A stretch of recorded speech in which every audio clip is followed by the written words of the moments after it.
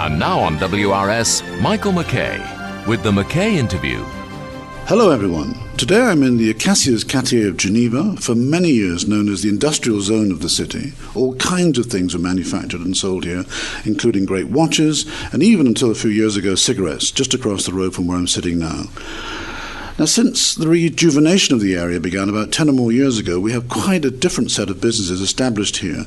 And I'm in the office of one of the relatively new inhabitants of the area, and one of the most conspicuous names in Swiss banking, Pictet and Company, the largest of the Swiss banques privées. In fact, I'm speaking to you from the elegantly understated office of Yvan Pictet, who until a few years ago was the managing partner of this more than 200-year-old Geneva financial institution. I think it was founded in 1805. But I'm not here to talk to Mr. Pictet about banking today. Rather, I'm here to learn from him about history, and Geneva's history, and the way that neighbouring France, whose fortunes through family, blood ties, trade, religion and politics have been closely intertwined for centuries. I'm here to learn from him of the significance of the 200th anniversary this year of the end of Napoleon's rule over Geneva and the Republic of Geneva's entry into the Swiss Confederation. Now, whether you believe, as L.P. Hartley, the writer, once said, that the past is a foreign country, or as George Santayana, the philosopher, said, those who cannot remember the past are condemned to repeat it. And who knows whether they're right or wrong. In my view, it's certainly beneficial to at least try to understand how we got to where we are today. So thank you, Yvan Pictet, for inviting me here to your office today, and through me, World Radio Switzerland listeners in the Geneva region, across Switzerland and beyond, to listen and talk to you. Well, thank you, Michael. I'm extremely happy to be able to answer your questions, and I've been involved many times in very short interviews with World Radio Switzerland in the past. Wonderful. And I've always given a lot of significance to having in Geneva a broadcasting organization in English, which obviously is very important in a city which has so many Anglo-Saxon population. That's very heartening to hear. My first question is about Geneva. It's making a big thing of this bicentennial, the La Restauration genevoise, with commemorations and celebrations throughout the year and the climax in the summertime.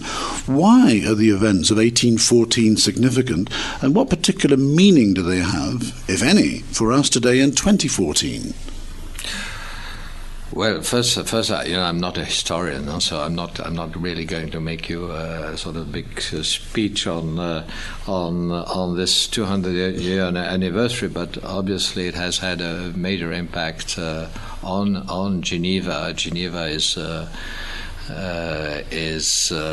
Swiss now since 1815. Mm-hmm. It started all in 1814. That's why we have most of the celebration this year. Yeah. But obviously, this has to be a major event in our history, and it has to be celebrated as such. Mm-hmm. Give us a sense, even though you're not a historian, of how you imagine Geneva was like 200 years ago, coming out of the Napoleonic Wars and all the things that happened then.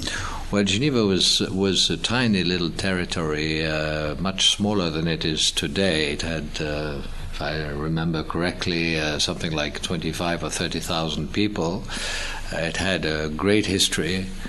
Don't forget that we celebrated, I wasn't born yet, but we celebrated our 2000th anniversary in 1942. I didn't know Napoleon, Jules Caesar. Julius Caesar,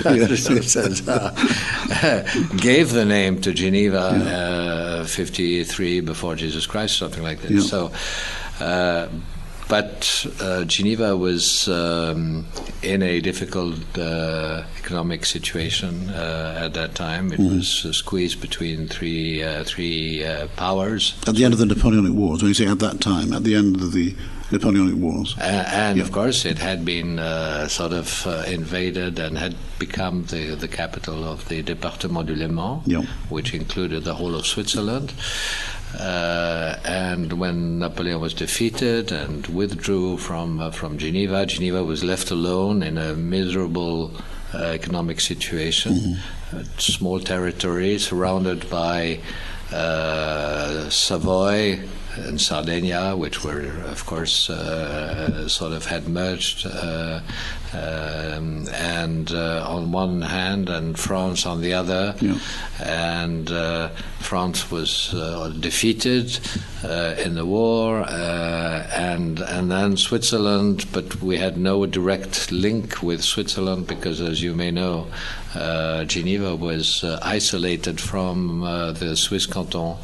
It had no direct connection. All this region from Progny, Chambézy to Coppet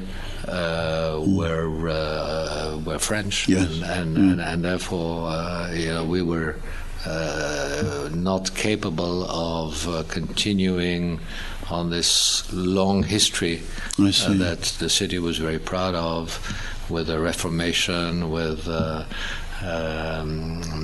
Geneva has always been confronted between its own history and now the history of Switzerland to which it belongs. Let me just ask you a point, just to clarify, particularly for those people who don't know the history as well as you.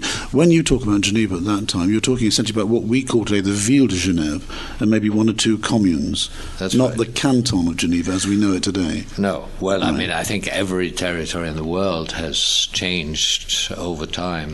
And obviously through the different treaties and the different world wars and so on, the territory of the whole region, and including the cantons in Switzerland, has changed quite a lot. Geneva has changed more than the others because it was such a small territory that when it joined Switzerland, it joined with an extra number of communes, of municipalities that first of all linked it to Switzerland geographically. And that was, what was achieved in 1815 at the Congress of Paris and Turin. Okay, well, you've one of my ancestors. Exactly, and I wanted to bring that because in a way that's the link between then your ancestor Charles Pictet de Rochemont. He played this pivotal role in the history of the times, and with the benefit, and this is one of the questions which I'm sure doesn't surprise you, with the benefit of 200 years of hindsight, what was particularly important about what he achieved and why the citizens of Geneva and the Swiss Confederation today owe him a debt of gratitude, just to make a huge leap over 200 years in one of your ancestors? Well, he was one of the two people leading the Swiss delegation. Of course, it might seem strange because Geneva was hardly part of Switzerland. It had been accepted in September, if my memory is good, 1814. But it came into force in May, on the 19th of May, 1815. And the Congress of Paris and Turin, which gave Switzerland gave Geneva a certain territory, and also the year before, Charles Pictet was very much involved in the Congress of Vienna, where he sort of got from the big powers there, and especially the Russians, who are his biggest ally, the recognition of the neutrality of Switzerland. So that was the big achievement for Switzerland. And then in 1815, his big achievement was to ensure that Geneva could join the Confederation, because the Confederation in 1814 had put certain conditions to the entry of Geneva in the country. Could you give us an example or two of what those conditions were at the time? I think it was especially the territory that was needed to get from the powers, from the superpowers, and especially from France and from Sardinia, in the Congress of Turin and Paris, so that Geneva could be, of course, linked to Switzerland geographically. I see. It would have been impossible for Geneva to belong to the country to Switzerland without having this. And for those of people who know the map, this is this narrow thing called the Versoix corridor. Yes. Well, on the rive gauche, if you like, on the other side, which is linked to France today, I think at the Congress of Turin, Charles Pictet got 24 communes, including the one where I live now in Which one is that? On the lakeside. Okay. But also to the Chablais, quite far away, almost to the Salève and the whole region there. And on the other side, he got 7 or 8 communes. So it was a big success. He came back, feeling very proud from the Turin Congress, and unfortunately, the government in place in Geneva sort of only accepted, I think, 8 or 9 new communes on the left side of the lake, and 3 or 4 on the west side of the on the other side, the right side of the lake, because they were scared that obviously it would change. It was all a Catholic area, region, and it would have sort of changed the mix. The Protestants were still dominant in the canton, and that was very important. I mean, Geneva was the Protestant Rome, and it was very attached to this role. I wanted to ask you a question, which I think many of our listeners might be interested to hear, particularly about the view of foreigners, and the fact that many foreigners, and even Romandie people who live in this part of the country, don't venture that often across the Röstigraben, east and northeast, and might wonder what a small country that's sandwiched for most of its history between powerful neighbours, what sort of relationship we have with France, and whether it's any different from the cities like Zurich and St. Gallen on the eastern side of Switzerland, and the relationship that they might have with Germany and Austria. I mean, would you describe the difference between Geneva and France as quite different from the St. Gallen, say, German-Austrian relationship because of history, or am I making too much of that? Well, it has changed, of course, over the last 200 years, if we're speaking about the Geneva joining Switzerland in 1815. At that time, I guess, there were very strong links which were due to these 15 years of French occupation, and the fact that Geneva was the sort of main city of the Département du Léman, the capital of the Département du Léman. There had been strong links established with Paris, and some of my ancestors. I mean, a lot of, and it's not just an hazard if the bank was created in 1805. And most of the private banks in Geneva, in fact, have been created during the French occupation. So, and the French bankers were mostly Protestants living in Paris. So there was very strong links between the two. So I think that was a little bit, maybe at that time, there was a strong link between France and Geneva, which does not exist anymore today. I think today Geneva is really totally Swiss, and in fact it's one of our sort of big targets in this commemoration of this year and next year is really to go and tell the Swiss, because they don't really realize it. They still believe that we're looking towards Paris rather than towards Bern. And we want them to realize that, in fact, the Genevois are very much attached to Switzerland and to the Swiss values, much more than to any other country values, especially French values. Okay, one final question, which widens matters just a little bit beyond France and Switzerland. You and your family, more than most in Geneva, are probably the best able to answer this particular question. And you're personally the driving force and energy behind the Fondation pour Genève. Is there anything in particular that you'd like to say to an English-speaking audience about the contribution which the English-speaking peoples have made to Geneva throughout its history, before we close? Well, I can't maybe go back to too many historic facts that have made Geneva very, very close to sort of the Anglo-Saxon world, and there have been very prominent poets and politicians, and Queen Victoria was extremely. I have been treasurer of a fund which has been created by Queen Victoria to train clergymen, Protestant clergymen, to infiltrate France. Here in Geneva. And still exists. The fund still exists today and still is funded, and we're still sort of giving grants for half of the students at the theological faculty at the university, and going then to the two they have to go back, of course, to serve the Protestant Church in France.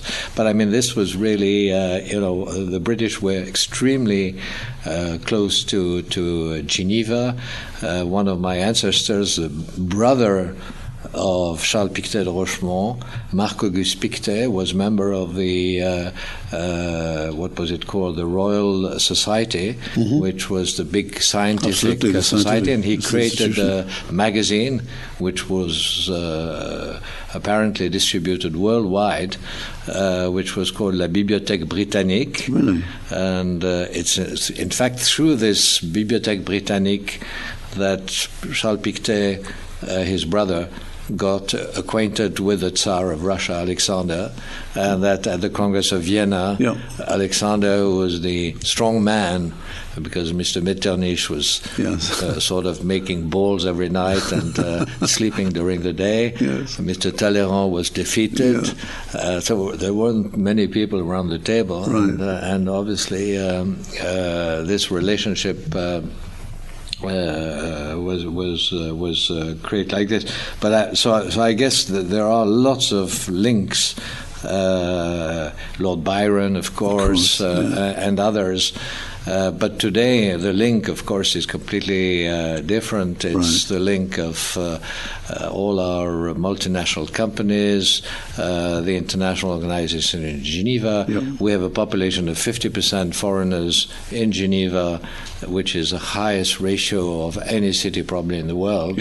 Of that community, maybe 1/3 of that foreign community would be English speaking, and therefore for us it's absolutely, first of all, natural, and I think Geneva is probably unlike Switzerland, that maybe this only small difference we have with Switzerland today, though we are very much sort of looking towards the Swiss and not towards the outside. But Geneva is more international than the rest of Switzerland in terms of trade, in terms of its economic structure, and it's much more linked to the Anglo-Saxon world than the rest of Switzerland. So for us, it's absolutely natural to speak English, to collaborate with multinational companies who are mainly Anglo-Saxon companies. I mean, all the big American multinationals are here in Geneva, and international organizations where they're working English. Even in this bank, the working language is English. I mean, our meetings in the morning, I'm no more active, but the meeting in the morning is in English. Is in English. Yvan Pictet, thank you for your time. We could talk all morning, but it's been a privilege to be with you again this morning. Thank you Thank you very much. Thank you, Michael. That was the Mackay Interview with Michael Mackay. And don't forget, you can hear that interview again on our website, worldradio.ch.